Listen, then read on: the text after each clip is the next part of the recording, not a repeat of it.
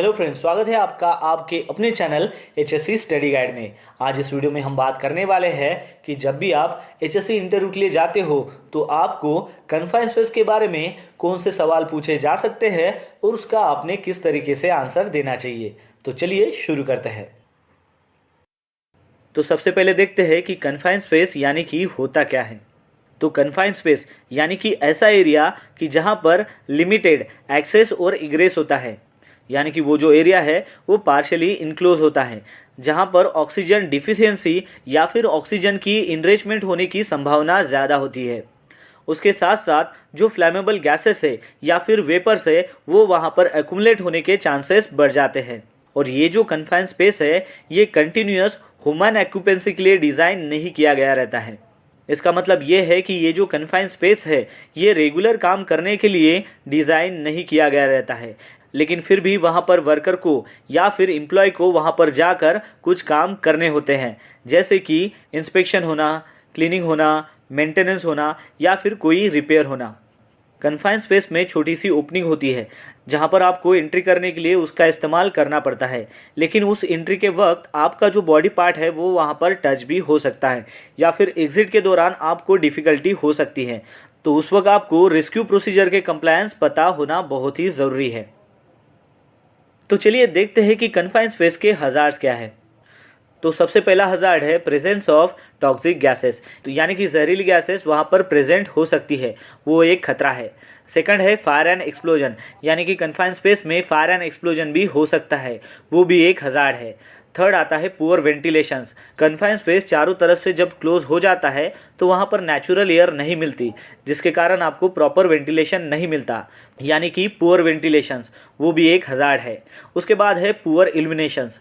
चारों ओर से confined space close होने के बाद वहाँ पर अंधेरा छा जाता है, जिसकी वजह से आपको दिखाई नहीं देता है, यानी कि पुअर इल्यूमिनेशंस, यानी कि वो भी एक हज़ार्ड है। फिर है ऑक्सीजन डिफिशियंसी। जैसे ही आप कन्फाइंड स्पेस में जाते हो तो वहाँ पर ऑक्सीजन की मात्रा कम होने के चांसेस भी हो सकते हैं। फिर आता है ऑक्सीजन एनरिचमेंट। जैसे मान लो ऑक्सीजन की मात्रा कन्फाइंड स्पेस में कम हो सकती है, वैसे ही ऑक्सीजन की मात्रा बढ़ भी सकती है। फिर आता है इम्प्रॉपर एक्सेस और इग्रेस, यानी कि जैसे ही आप कन्फाइंड स्पेस में काम करने के लिए जाते हो तो वहाँ पर बहुत ही लिमिटेड एक्सेस और इग्रेस अवेलेबल होता है, तो वो भी एक हज़ार्ड है। उसके बाद है सफोगेशंस, यानी कि नेचुरल एयर न होने के कारण वहाँ पर आपको सफोगेशन भी हो सकता है। फिर उसके बाद है एक्सट्रीम टेम्परेचर, यानी कि वहाँ पर बहुत ज़्यादा टेम्परेचर भी हो सकता है। चलिए अब बात करते हैं कि जब भी आपको कन्फाइंड स्पेस में काम करना हो तो आपको क्या प्रिकॉशंस लेना बहुत ही ज़रूरी है। तो सबसे पहले आपको कन्फाइंड स्पेस में काम करने के लिए PTW चाहिए। PTW यानी कि परमिट टू वर्क। उसके बाद जो भी पर्सन्स को कन्फाइंड स्पेस में काम करना है उन सभी के पास कन्फाइंड स्पेस एंट्री ट्रेनिंग होना बहुत ही ज़रूरी है। उसके बाद कन्फाइंड स्पेस में काम करने से पहले उस कन्फाइंड स्पेस में गैस टेस्टिंग होना बहुत ही ज़रूरी है, और गैस टेस्टिंग जो है वो ऑथराइज पर्सन से ही होनी चाहिए, यानी कि AGT मतलब ऑथराइज गैस टेस्टर। उसके बाद जब भी आपको कन्फाइंड स्पेस में काम करना है तो वहाँ पर होल वॉचर होना बहुत ही ज़रूरी है, जिसके पास एंट्री और एग्जिट लॉक शीट रहेगी। उसके बाद जो भी पर्सन्स कन्फाइंड स्पेस में काम कर रहे हैं उनके साथ रेगुलर बेसिस पर कम्युनिकेशन बनाए रखना है। उसके बाद वहाँ पर प्रॉपर वेंटिलेशन देना बहुत ही ज़रूरी है, जैसे कि हम वहाँ पर एग्जॉस्ट फैन लगाकर वेंटिलेशन प्रोवाइड कर सकते हैं। फिर उसके बाद वहाँ पर प्रॉपर इल्यूमिनेशन होना चाहिए। इल्यूमिनेशन के लिए आपको 24 वोल्ट का लाइट ही वहाँ पर इस्तेमाल करना है। फिर उसके बाद आपको प्रॉपर एक्सेस और इग्रेस वहाँ पर प्रोवाइड कराना है। फिर उसके बाद इमरजेंसी रेस्क्यू प्लान वहाँ पर जितने भी पर्सन्स काम कर रहे हैं उन सबको पता होना चाहिए, मतलब इमरजेंसी के वक्त आपको क्या सावधानी बरतनी है उस सब के बारे में उन सभी को पता होना चाहिए। फिर उसके बाद इमरजेंसी रेस्क्यू इक्विपमेंट वहाँ पर अवेलेबल होने चाहिए, जैसे कि स्ट्रेचर हो गया, हार्नेस हो गया, क्रेन हो गया या फिर ट्राइपॉड हो गया, स्काबा हो गया, फर्स्ट एड किट हो गई। ये सारे इमरजेंसी रेस्क्यू इक्विपमेंट वहाँ पर अवेलेबल होने चाहिए। फिर उसके बाद का क्वेश्चन आपको पूछा जा सकता है कि किस सर्कमस्टेंसेस में कन्फाइंड स्पेस का जो वर्क परमिट है वो इशू किया जाता है। तो उसके लिए आपको ये आंसर देना है कि सर प्रॉपरली वहाँ पर वेंटिलेशन होना चाहिए, गैस टेस्ट जो रीडिंग है वो सेटिस्फैक्टरी होनी चाहिए, lockout and tag out system अगर वहाँ पर एप्लीकेबल है तो वो वहाँ पर होनी चाहिए, वहाँ पर प्रॉपर एक्सेस होना चाहिए, प्रॉपर इल्यूमिनेशन वहाँ पर होना चाहिए, लो वोल्टेज इलेक्ट्रिसिटी होनी चाहिए, वहाँ पर उस एरिया को बैरिगेट और वहाँ पर साइन बोर्ड होना चाहिए, एंट्री जो अटेंडेंट है उसके पास लॉक शीट होनी चाहिए और सेफ्टी डिवाइसेस होने चाहिए। तो ये जो सारी रिक्वायरमेंट्स है ये फुलफिल होने के बाद ही कन्फाइंड स्पेस का जो परमिट है वो इशू होना चाहिए। फिर उसके बाद का जो क्वेश्चन है वो आपको पूछ सकते हैं कि कन्फाइंड स्पेस का जो अटेंडेंट है वो कौन होता है। तो उसके लिए आपको ये आंसर देना है कि सर कन्फाइंड स्पेस का अटेंडेंट वो होता है कि जिसको कन्फाइंड स्पेस में होने वाले जो भी हज़ार्ड्स है उसके बारे में वो अवेयर हो, और साथ ही साथ उसको ये पता होना चाहिए कि अगर कन्फाइंड स्पेस में अगर कुछ गलत होता है तो उसके ऊपर उसने कैसे रिएक्ट करना चाहिए, और साथ ही में वो एबल होना चाहिए कि कन्फाइंड स्पेस की एंट्री लॉक शीट जो है वो कैसे मेंटेन की जाती है। तो ये जो पॉइंट्स है ये आपको बताने हैं। फिर उसके बाद का क्वेश्चन वो आपको पूछ सकते हैं कि what are the duties of confined space attendant, यानी कि जो अटेंडेंट है उसकी क्या जिम्मेदारी है, उसकी क्या ड्यूटीज़ है वो आपको बताना है। तो उसके लिए आपको ये आंसर देना है कि sir confined space entry attendant जो है वो रिस्पॉन्सिबल होता है कि कन्फाइंड स्पेस में जो भी पर्सन्स इंट्रेंस के थ्रू गए हैं उस इंट्रेंस सेफ्टी के लिए ये जो अटेंडेंट है ये ऑलवेज प्रेजेंट होना चाहिए कि जहाँ कहीं भी पर्सन्स काम करने के लिए कन्फाइंड स्पेस के अंदर गए हैं अटेंडेंट ने मेंटेन करना है और अपडेटेड करना है एंट्री लॉक शीट को। फिर उसके बाद है कि अटेंडेंट ने कंटिन्यूअस कम्युनिकेशन रखना है इंटर्न के साथ में। फिर उसके बाद है कि कन्फाइंड स्पेस की जो भी कंडीशन है उसको मॉनिटर करना है ताकि सेफ वर्किंग जो एटमॉस्फेयर है वो इंश्योर हो सके। फिर उसके बाद उसने देखना है कि कोई भी अनऑथराइज पर्सन्स उस कन्फाइंड स्पेस पे एंट्री नहीं करना चाहिए। फिर उसके बाद अटेंडेंट ने देखना है कि इन केस अगर कोई इमरजेंसी हो जाती है तो उसको अलार्म को इनिशिएट करना है हेल्प के लिए। और फिर उसके बाद है कि अगर कोई इमरजेंसी अगर हो जाती है तो जो भी एंट्रीज है उनको इवैक्यूएट करना है, और साथ ही में जो भी रेस्क्यू पर्सन है उनको कांटेक्ट करना है उनकी हेल्प के लिए। तो ये जो सारे पॉइंट्स है ये आपको बताने हैं जब भी वो आपसे क्वेश्चन करेंगे कि कन्फाइंड स्पेस अटेंडेंट की क्या ड्यूटीज़ होती हैं।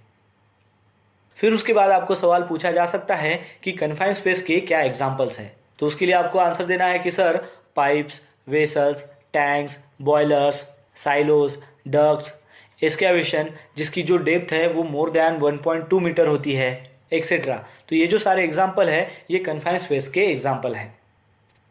फिर उसके बाद आपको सवाल पूछा जा सकता है कि कन्फाइंड स्पेस के अंदर कौन से हज़ार्डस जॉब जो है होते हैं उसके नाम बताइए। तो उसके लिए आपको बताना है कि सर वेल्डिंग हो गया, गैस कटिंग हो गया, केमिकल क्लीनिंग हो गया, ग्राइंडिंग हो गया। तो ये जो सारे हैं ये हज़ार्डस जॉब जो है वो कन्फाइंड स्पेस के अंदर होते हैं। फिर उसके बाद आपको ये सवाल पूछा जा सकता है कि कॉम्पिटेंट पर्सन कौन होता है। तो उसके लिए आपको ये आंसर देना है कि सर कॉम्पिटेंट पर्सन्स यानी कि ऐसा व्यक्ति जो प्रॉपरली ट्रेन हो और वो ऑथराइज हो किसी भी जॉब को सेफ मैनर में परफॉर्म करने के लिए। देखते हैं कि H2S गैस यानी कि होता क्या है। H2S गैस यानी कि hydrogen sulphide gas. Hydrogen sulphide gas जो है वो पॉइजनस गैस है यानी कि जहरीली गैस है, और साथ ही में वो कोरोसिव गैस भी है, जिसकी वजह से उसका अगर कॉन्सेंट्रेशन अगर कम भी रहा तो उस कम कॉन्सेंट्रेशन में वो आदमी की जान भी ले सकती है। हाइड्रोजन सल्फाइड को बहुत सारी इंडस्ट्री में अलग अलग नाम दिया गया है, जैसे उसका नाम है हाइड्रोजन सल्फाइड, और एक उसे कहते हैं स्टिंग डैम भी कहते हैं, उसको सल्फ्यूरेटेड हाइड्रोजन भी कहते हैं, सोर गैस भी कहते हैं, रोटन एग गैस भी कहते हैं, हाइड्रोसल्फ्यूरिक एसिड भी कहते हैं, और आखिर में उसको सल्फर हाइब्रिड भी कहते हैं। तो ये जो सारे वेराइटी ऑफ नेम्स है ये सारे हाइड्रोजन सल्फाइड के अलग अलग नाम हैं। चलिए अब देखते हैं कि H2S गैस के फिजिकल कैरेक्टरिस्टिक क्या है। तो सबसे पहला पॉइंट आता है कि ये जो है ये हाईली टॉक्सिक है और साथ ही में ये पॉइजनस गैस है। सेकंड में है कि ये कलरलेस गैस है जिसका कोई कलर नहीं होता। थर्ड में है कि ये सोल्यूबल इन वाटर यानी कि पानी में जो है वो जल्दी से सोल्यूबल हो जाता है। अप टू 1 ppm तक हाइड्रोजन सल्फाइड का जो स्मेल है वो रोटन एग की तरह आता है, और जैसे जैसे इसका कॉन्सेंट्रेशन बढ़ जाता है वैसे वैसे जो सेंस ऑफ स्मेल है वो लॉस हो जाता है। हाइड्रोजन सल्फाइड का जो एक्सप्लोजिव रेंज है वो है 4.3% से लेके 46% तक, यानी कि 4.3 जो है वो लोअर एक्सप्लोजिव लिमिट है और 46 जो है वो अपर एक्सप्लोजिव लिमिट है। H2S गैस का ऑटो इग्निशन टेम्परेचर जो है वो 260 डिग्री सेल्सियस है, यानी कि 500 डिग्री फ़ारेनहाइट। वेपर की जो डेंसिटी है वो एयर से 1.2 टाइम्स हेवियर होती है। H2S गैस जब जलती है तब उसका जो ब्लू फ्लेम है वो प्रोड्यूस करता है सल्फर डाइऑक्साइड को, और ये सल्फर डाइऑक्साइड जो है वो अनादर टॉक्सिक गैस है। हाइड्रोजन सल्फाइड हाईली कोरोसिव है कुछ सर्टेन मेटल्स के लिए। आपको ये ध्यान में रखना है कि H2S का कॉन्सेंट्रेशन जैसे जैसे बढ़ता है वैसे वैसे वो आपके हेल्थ के ऊपर इफेक्ट करता है। यानी कि उसका अगर कॉन्सेंट्रेशन 10 ppm है तो उसकी वजह से आपकी जो आई है उसमें इरिटेशंस होना चालू हो जाएगा, और जैसे जैसे कॉन्सेंट्रेशन बढ़ेगा, जैसे कि 20 ppm हो, 30 ppm हो, वैसे वैसे उसका इफेक्ट बढ़ता जाएगा, जैसे कि कफिंग होना, आई इरिटेशन होगा, और साथ ही में आपका जो सेंस ऑफ स्मेल है वो 2-4 मिनट में लॉस हो जाएगा। और जैसे जैसे उसका कॉन्सेंट्रेशन बढ़ेगा आपकी जो पल्स है और जो रेस्पिरेटरी ट्रैक है उसके ऊपर वो इफेक्ट करेगा, और लास्ट में जब वो 100 ppm में आता है तब वो IDLH में प्रवेश करता है। IDLH यानी कि immediately dangerous to life and health. तो चलिए अब बात करते हैं कि जब भी आपको H2S गैस के इन्वायरमेंट में काम करना हो तो उस वक्त आपको क्या प्रिकॉशंस लेनी पड़ती हैं। तो सबसे पहला पॉइंट आता है कि उसका H2S ट्रेनिंग, यानी कि जो भी पर्सन्स ऐसी जगह पर काम कर रहा है कि वहाँ पर H2S गैस की कॉन्सेंट्रेशंस होने के चांसेस है, तो उस वक्त उस पर्सन्स का H2S ट्रेनिंग होना बहुत ही ज़रूरी है, जिसमें आपको बताया जाएगा कि H2S गैस की प्रॉपर्टीज़ क्या है, H2S गैस होता क्या है, इनकेस अगर वो लीक होता है तो आपको करना क्या है और उसके साथ कैसे सावधानी बरतनी है। तो इन सारी चीज़ों की H2S ट्रेनिंग में आपको बाकायदा इन्फॉर्मेशन दी जाती है। सेकेंड पॉइंट है पर्सनल H2S गैस मॉनिटर, यानी कि जो भी पर्सन्स ऐसे इन्वायरमेंट में काम कर रहा है जहां पर H2S गैस के कॉन्सेंट्रेशन होने के चांसेस है, वहां पर उसके पास पर्सनल H2S गैस मॉनिटर होना चाहिए। आपको ये बात ध्यान में रखना बहुत ही ज़रूरी है कि H2S गैस मॉनिटर खाली H2S गैस को ही डिटेक्ट करेगा, लेकिन वो कब कि जब उसका कॉन्सेंट्रेशन 10 ppm होगा तब।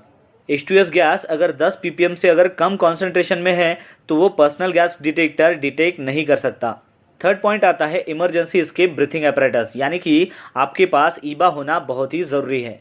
फोर्थ है कि आपको विंड सॉक का पता होना चाहिए। फिफ्थ है H2S अलार्म के बारे में आपको पता होना चाहिए। सिक्स है इमरजेंसी इवैक्यूएशन रूट कहाँ पर है उसके बारे में आपको पता होना चाहिए। सेवन है इमरजेंसी इवैक्यूएशन प्लान क्या है उसके बारे में आपको पता होना चाहिए। और एट आता है emergency stand by vehicle, in case अगर मान लो गैस लीक अगर हो जाती है तो उस वक्त आप उस इमरजेंसी व्हीकल का इस्तेमाल कर सकते हो। तो चलिए अब जानते हैं कि H2S गैस अगर लीक हो जाती है तो उस वक्त आपने क्या सावधानी बरतनी चाहिए। तो सबसे पहले आपको ध्यान में रखना है कि जैसे ही H2S गैस लीक हो जाती है, यानी कि आपका जो पर्सनल गैस डिटेक्टर है वो साउंड करना चालू कर देता है, अलार्म देना चालू कर देता है, तो उस वक्त आपको इमीडिएटली आपका जो काम है वो सबसे पहले बंद कर देना है।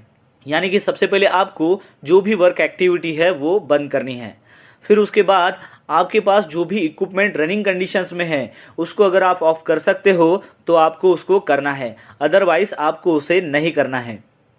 उसके बाद आपको विंड सॉक की तरफ देखना है ताकि आपको पता चल सके कि विंड का डायरेक्शन किस तरफ है। फिर आपको विंड सॉक की वजह से जैसे ही आपको विंड डायरेक्शन पता चल जाता है तो सबसे पहले आपको विंड का जो क्रॉस डायरेक्शंस है उस तरफ जाना है। और कब तक कि जब तक आपका जो पर्सनल गैस मॉनिटर है वो अलार्म करता रहेगा तब तक। जैसे ही वो अलार्म बंद हो जाएगा और फिर देखना है कि असेंबली पॉइंट कहाँ पर है।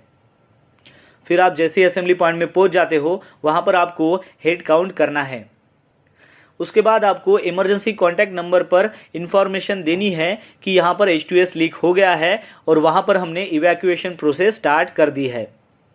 जब आप वहाँ पर हेड काउंट करते हो और आपने देखा कि कोई जो पर्सन्स है वो वहाँ पर नहीं आया हुआ है, वो मिसिंग है, तो उस वक्त आपको इमरजेंसी कॉन्टैक्ट नंबर पर ये इन्फॉर्मेशन देनी है कि यहाँ पर एक जो पर्सन्स है या फिर 2 पर्सन्स है वो मिसिंग है और उसके लिए आपको रेस्क्यू टीम भेजना है। डिफरेंट टाइप्स ऑफ रेस्पिरेटर्स की 2 मेजर कैटेगरीज होती है। तो सबसे पहले आता है एयर प्यूरिफाइंग रेस्पिरेटर्स। इसमें क्या किया जाता है कि एयर को प्यूरिफाई किया जाता है और फिर उस एयर को रेस्पिरेटर्स के माध्यम से पहुंचाया जाता है।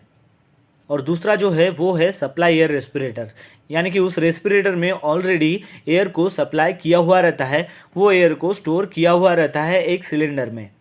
तो चलिए देखते हैं कि एयर प्यूरिफाइंग रेस्पिरेटर में और कौन सी कैटेगरीज आती है। तो पहला है air purifying disposable particulate mask, यानी कि ऐसा मास्क जो एयर को प्यूरिफाई करेगा और बाद में उसका यूज़ होने के बाद आप उसको डिस्पोज भी कर सकते हो। सेकंड आता है air purifying half mask respirators.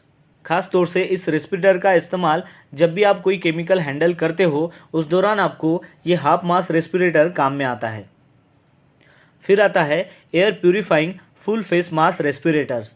इस रेस्पिरेटर में आपका जो पूरा फेस है वो कवर हो जाता है। फिर आता है गैस मास्क, जहाँ पर भी मान लो कि गैस लीकेज हुई है और वहाँ पर इमरजेंसी में कुछ काम करना है तो उस दौरान आपको गैस मास्क का इस्तेमाल करना है। फिर आता है पावर एयर प्यूरिफाइंग रेस्पिरेटर्स, यानी कि उस रेस्पिरेटर में पावर के माध्यम से एयर को प्यूरिफाई करके आपको एयर सप्लाई की जाती है।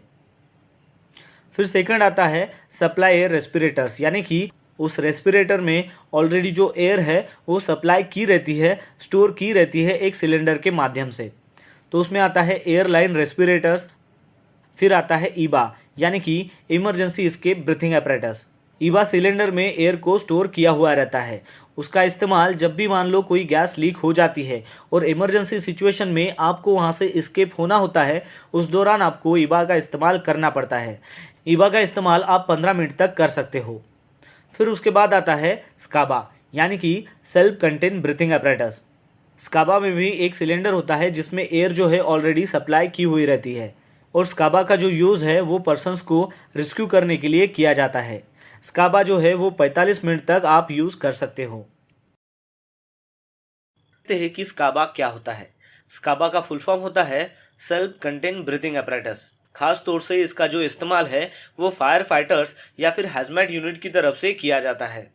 जब भी आप कोई ऑयल एंड गैस या फिर कंस्ट्रक्शन में काम करते हो तो वहाँ पर कन्फाइंड स्पेस का काम होता है, तो वहाँ पर भी स्काबा का इस्तेमाल किया जाता है इन केस ऑफ इमरजेंसी में किसी भी पर्सन्स को रेस्क्यू करने के लिए। और उसके लिए बाकायदा रेस्क्यू टीम होती है जो वेल क्वालिफाइड होती है और ट्रेन होती है और उनको पता होता है कि स्काबा का इस्तेमाल कैसे करना है जब भी इमरजेंसी में या फिर कन्फाइंड स्पेस में किसी पर्सन्स को रेस्क्यू करना हो। तो चलिए अब बात करते हैं स्कूबा के बारे में। तो स्कूबा का फुल फॉर्म होता है self contain under water breathing apparatus। और देखा जाए तो स्कूबा और स्काबा जो है वो सिमिलर ही होता है, लेकिन स्कूबा का जो यूज है वो अंडर वाटर किया जाता है। चलिए जानते हैं कुछ पॉइंट्स की इन दोनों में क्या डिफरेंस है। स्कूबा गियर को डिजाइन किया गया है कि उसको हाई प्रेशर में ऑपरेट कर सके, जबकि स्काबा को इस प्रकार डिजाइन नहीं किया गया है। अगर आप एक फायर फाइटर की बात करें तो उनके मुताबिक स्काबा का जो टैंक्स है वो बहुत ही लाइटर है as compare to scuba tanks. और स्काबा टैंक्स में क्या होता है कि उसमें अमाउंट ऑफ जो गियर है वो बहुत ही कम होते हैं, जिसकी वजह से फायर फाइटर्स जो है उसको इजीली कैरी कर सकता है। जबकि अगर हम बात करें स्कूबा टैंक्स की तो उसका जो टैंक का वेट होता है वो लिटिल बिट एक्स्ट्रा वेट होता है एज कम्पेयर टू स्काबा टैंक, क्योंकि स्कूबा का जो इस्तेमाल है वो अंडर वाटर किया जाता है और वहां पर जब आप डाइविंग करते हो तो उसका अगर मान लो लिटिल बिट एक्स्ट्रा वेट भी है तो जब भी आप अंडर वाटर जाते हो डाइविंग के थ्रू तो वो आपको नीचे जाने में हेल्प करता है। स्काबा जो ब्रीथिंग apparatus है वो इंस्पेक्टेड होना चाहिए पेरियोडिकली, यानी कि नॉर्मल तौर से उसे वंस इन अ मंथ उसको इंस्पेक्ट करना है। लेकिन आपको ध्यान में रखना है कि जैसे ही आपने वन टाइम उसका यूज किया तो दोबारा उसको आपको चेक करना है। सेम प्रोसीजर आपको फॉलो करनी है स्कूबा में भी।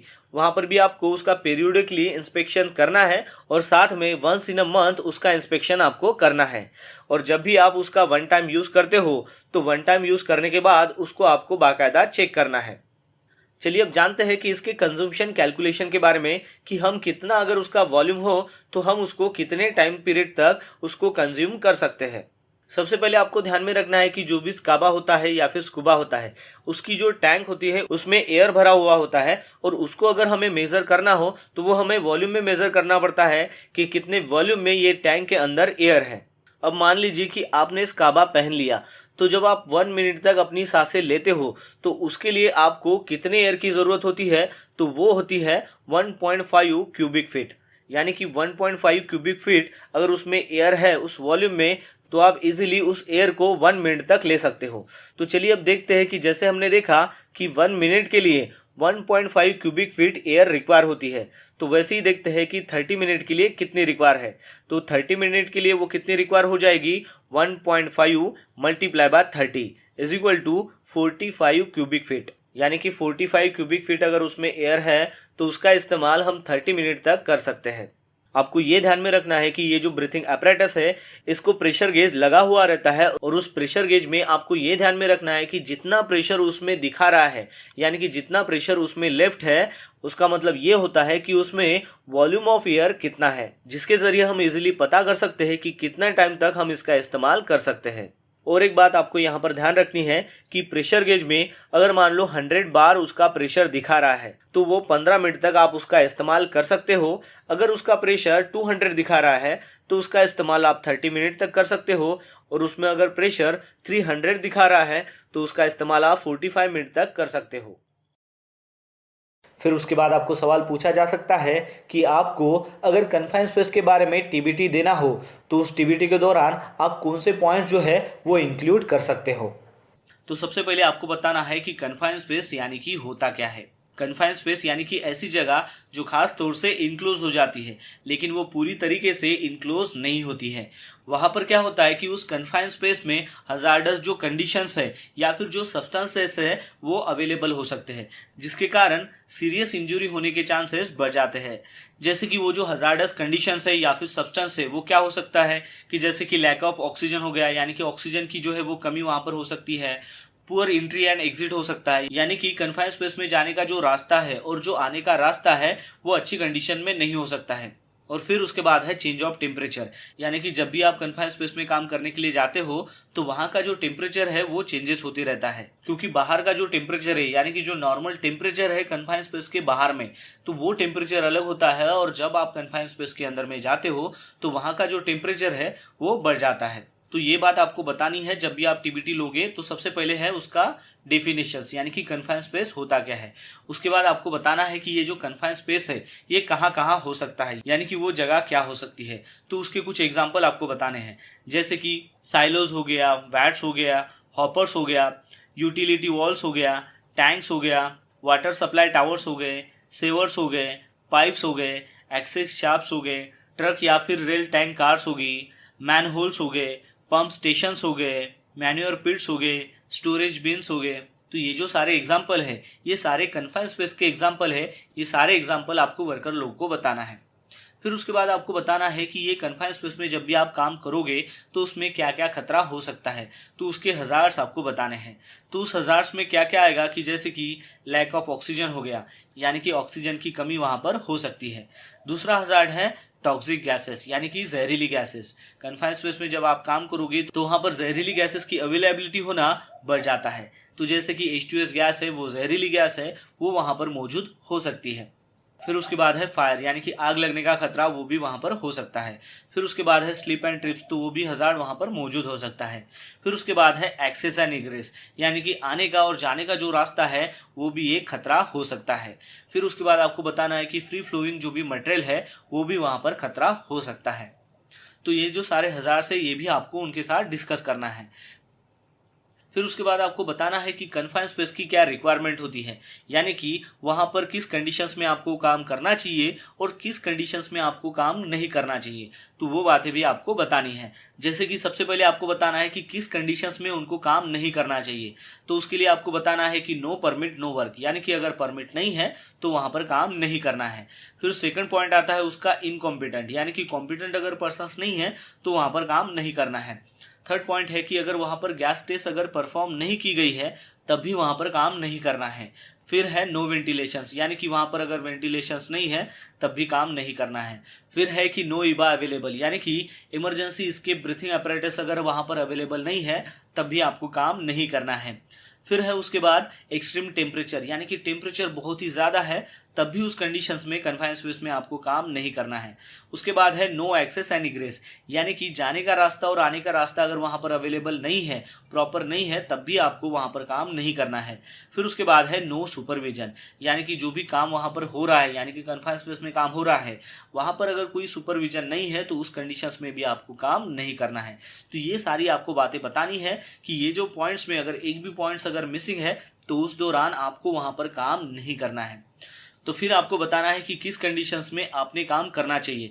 तो उसके लिए PTW अप्रूव होना चाहिए, जो भी काम होने वाला है उसके लिए कॉम्पिटेंट पर्सन्स होने चाहिए, जो भी पर्सन्स वहाँ पर काम के लिए इन्वॉल्व है उन सभी के पास में पर्सनल गैस मॉनिटर होना चाहिए, फिर उसके बाद वहाँ पर गैस टेस्ट परफॉर्म होना चाहिए, फिर है कि वहाँ पर प्रॉपर वेंटिलेशन होना चाहिए, फिर उसके बाद है कि जो भी पर्सन्स वहाँ पर काम करेंगे उन सभी के पास ईबा अवेलेबल होना चाहिए। ईबा यानी कि इमरजेंसी एस्केप ब्रीथिंग apparatus। फिर उसके बाद है कि उस कन्फाइंड स्पेस में टेम्परेचर जो है वो एक्सेप्टेबल होना चाहिए, यानी कि उस रेंज में ही आप काम कर सकते हो उतना ही टेम्परेचर वहाँ पर होना चाहिए।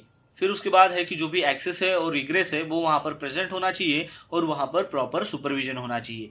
तो ये जो सारे पॉइंट्स हैं जब वो वहाँ पर क्लियर होंगे तभी आपको कन्फाइंड स्पेस में काम करना है। तो ये सारी बातें आपको TBT के दौरान वर्कर लोगों को बताना है। फिर उसके बाद आपको क्वेश्चन पूछा जा सकता है कि TLV क्या होता है, TWA क्या होता है, STEL क्या होता है, IDLH क्या होता है, OEL क्या होता है, ऑटो इग्निशन टेम्परेचर क्या होता है, इनर्ट गैस यानी कि नोबल गैस क्या होती है, LEL के बारे में कि UEL क्या होता है। तो ये जो सारे वर्ड्स है को क्या कहते हैं और इनका मतलब क्या होता है। चलिए अब जानते हैं कि TLV क्या होता है। TLV यानी कि थ्रेशोल्ड लिमिट वैल्यू। इसमें क्या होता है कि जो भी गैस है उसका जो कॉन्सेंट्रेशन है कि जिसमें जो भी पर्सन है वो कंटिन्यूअस काम कर सकता है कुछ पीरियड ऑफ टाइम तक, यानी कि वो जो गैस है वो एक्सपोज कर सकता है कुछ पीरियड ऑफ टाइम तक, कि जिसकी वजह से उतने टाइम में अगर वो काम करेगा तो उसको कोई भी इरिटेशन नहीं होगा या फिर उसके ऊपर कोई भी क्रोनिक इफेक्ट नहीं होगा और उसके कोई भी टिश्यू के ऊपर कोई भी डैमेज नहीं होगा और उसकी जो वर्क एफिशिएंसी है उसके ऊपर भी कोई इफेक्ट नहीं होगा। तो हमें जानना है कि उसकी थ्रेशोल्ड लिमिट वैल्यू क्या है। चलिए अब देखते हैं कि TWA क्या है। TWA यानी कि टाइम वेटेड एवरेज। तो TWA क्या होता है कि एयर में जो कंटेमिनेंट है उसमें गैस का जो कॉन्सेंट्रेशन है वो इतना होता है कि वहां पर अगर मान लो पर्सन्स काम कर रहा है कंटिन्यूअस 8 घंटे तो उसका जो इफेक्ट है उसके बॉडी के ऊपर नहीं होता, जिसे हम उसका नॉर्मल वर्किंग हावर्स कहते हैं। मतलब उस गैस का जो कॉन्सेंट्रेशन है उसमें पर्सन्स काम कर सकता है विदाउट रेस्पिरेटरी प्रोटेक्शन का यूज करके, और वो कब करता है कि 8 आवर्स पर डे और 40 आवर्स पर वीक। तो एग्जांपल लेते हैं ताकि आपको अच्छे से समझ में आए। H2S गैस का अगर कॉन्सेंट्रेशन 10 ppm है तो उस 10 ppm में पर्सन्स 8 घंटे तक काम कर सकता है कि जिसकी वजह से उस गैस का उनके बॉडी के ऊपर कोई इफेक्ट नहीं होगा, जैसे कि कोई इरिटेशन नहीं होगा या फिर कोई क्रोनिक इफेक्ट नहीं होगा या फिर उसकी जो वर्क इफिशियंसी है उसमें कोई रिड्यूस नहीं होगा। चलिए अब देखते हैं कि STEL क्या है। STL यानी कि short term exposure limit. STL यानी कि कोई भी केमिकल उसका मैक्सिमम कॉन्सेंट्रेशन इतना होता है कि वो जो अगर मान लो वर्कर्स ने कंटिन्यूअसली 15 मिनट तक अगर एक्सपोज किया तो उसकी वजह से उसके ऊपर कोई भी हेल्थ इफेक्ट नहीं होगा या फिर उसकी जो वर्क इफिशियंसी है उसके ऊपर भी कोई इफेक्ट नहीं होगा और उसके सेफ्टी के ऊपर भी कोई इफेक्ट नहीं होगा। मतलब कि वो जो वर्कर है उस मैक्सिमम केमिकल कॉन्सेंट्रेशन में काम कर सकता है कंटिन्यूअसली 15 मिनट तक, कि जिसमें अगर वो काम करेगा तो उसका कोई भी इम्पैक्ट उसके हेल्थ के ऊपर नहीं होगा। एग्जाम्पल लेते हैं हाइड्रोजन सल्फाइड गैस। उसका अगर कॉन्सेंट्रेशन मान लीजिए कि 15 ppm है तो उस 15 ppm में वर्कर काम कर सकते हैं वो भी 15 मिनट तक, उससे ज़्यादा नहीं। उससे ज़्यादा अगर वो काम करेंगे तो उसका जो इम्पैक्ट है वो उसके हेल्थ के ऊपर पड़ेगा। चलिए अब जानते हैं कि IDLH क्या होता है। IDLH यानी कि immediate danger to life and health. IDLH में क्या होता है कि जो भी गैस है या फिर जो भी केमिकल्स है उसका मैक्सिमम कॉन्सेंट्रेशन इतना होता है कि जिसमें अगर मान लो वर्कर उस कॉन्सेंट्रेशन को अगर एक्सपोज करेगा तो उसका जो इफेक्ट है उसके हेल्थ के ऊपर पड़ेगा, यानी कि उसकी वजह से एडवर्स हेल्थ इफेक्ट्स होगी और हो सकता है कि उसकी वजह से उसकी जान भी चली जाएगी। एग्जाम्पल है हाइड्रोजन सल्फाइड गैस। उसका अगर कॉन्सेंट्रेशन 100 ppm अगर रहेगा तो वो IDLH में आएगा। IDLH यानी कि immediately dangerous to life and health, यानी कि उतने कॉन्सेंट्रेशन में उस आदमी की जान भी जा सकती है। चलिए अब जानते हैं कि OEL क्या होता है। OEL यानी कि ऑक्यूपेशनल एक्सपोजर लिमिट। अब OEL में क्या होता है कि जो एयरबोर्न कंटेमिनेंट है उसमें जो भी गैसेस है या फिर जो केमिकल्स है उसका जो मैक्सिमम कॉन्सेंट्रेशन होता है वो इतना होता है कि उसमें अगर मान लो वर्कर्स काम कर रहा है और वो एक्सपोज कर रहा है तो वो अलाउेबल लिमिट होती है उतने रेफरेंस टाइम तक, यानी कि एक सर्टेन टाइम होता है उतने तक ही उसकी अलाउेबल रेंज होती है। ऑटो इग्निशन टेम्परेचर क्या होता है? तो ऑटो इग्निशन टेम्परेचर यानी कि कोई भी जो सब्सटेंस है उसका जो लोवेस्ट टेम्परेचर है उसमें वो स्पॉन्टेनियसली इग्नाइट होते रहेगा एक नॉर्मल एटमॉस्फेयर में, कि जिसमें उसको एक्सटर्नल सोर्स ऑफ इग्निशन की ज़रूरत नहीं रहेगी और वो कंटिन्यूसली जो है वो इग्नाइट होते रहेगा। जैसे कि एग्जांपल है फ्लेम और स्पार्क, वो जो है एक लोवेस्ट टेम्परेचर में इग्नाइट हो जाता है और फिर वो कंटिन्यूसली इग्नाइट होते रहता है, उसे ऑटो इग्निशन टेम्परेचर कहते हैं। एग्जाम्पल है कि हाइड्रोजन सल्फाइड का ऑटो इग्निशन टेम्परेचर है 260 डिग्री सेल्सियस यानी कि 500 फ़ारेनहाइट। चलिए अब जानते हैं कि इनर्ट गैस, जिसे नोबल गैस भी कहते हैं, उसकी डेफिनेशन क्या है और वो होता क्या है।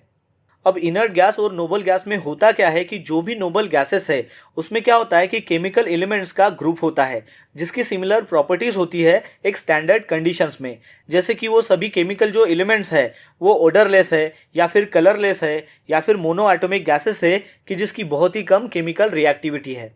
तो चलिए देखते हैं कि इसका एग्जाम्पल क्या है ताकि आपको समझने में आसानी हो। तो हम यहाँ पर 6 नोबल गैसेस देखते हैं कि जो ओडरलेस है, कलरलेस है, कि जिसका मोनो एटॉमिक गैसेस है जिसके साथ में बहुत ही कम केमिकल रिएक्टिविटी है। तो एग्जांपल है helium, neon, argon, krypton, xenon और रेडियो एक्टिव रेडॉन। देखते हैं कि एलईएल क्या होता है। एलईएल यानी कि लोअर एक्सप्लोजिव लिमिट। तो लोअर एक्सप्लोजिव लिमिट यानी कि जिसका मिनिमम कॉन्सेंट्रेशन है उसको आग लगने के लिए अगर उसको सोर्स ऑफ इग्निशन अगर प्रोवाइड किया जाए तो उस कॉन्सेंट्रेशन में वो आग पकड़ लेती है, यानी कि वो उसका लोअर एक्सप्लोजिव लिमिट हो गया। एग्जाम्पल लेते हैं कि हाइड्रोजन सल्फाइड, उसका एलईएल है 4.3%। इसका मतलब ये है कि 4.3% में उसको अगर मान लो सोर्स ऑफ इग्निशन मिल गया तो वो इग्नाइट होगा, यानी कि वो जल जाएगा। यूएल, अब यूएल यानी कि अपर एक्सप्लोजिव लिमिट। तो अपर एक्सप्लोजिव लिमिट में क्या होता है कि उसका हायर कॉन्सेंट्रेशन होता है उस फ्यूल का या फिर उस गैस का या फिर उस लिक्विड का, कि जहां पर सोर्स ऑफ इग्निशन अगर मिल गया तो वो वहां पर इग्नाइट होगा, यानी कि जल जाएगा।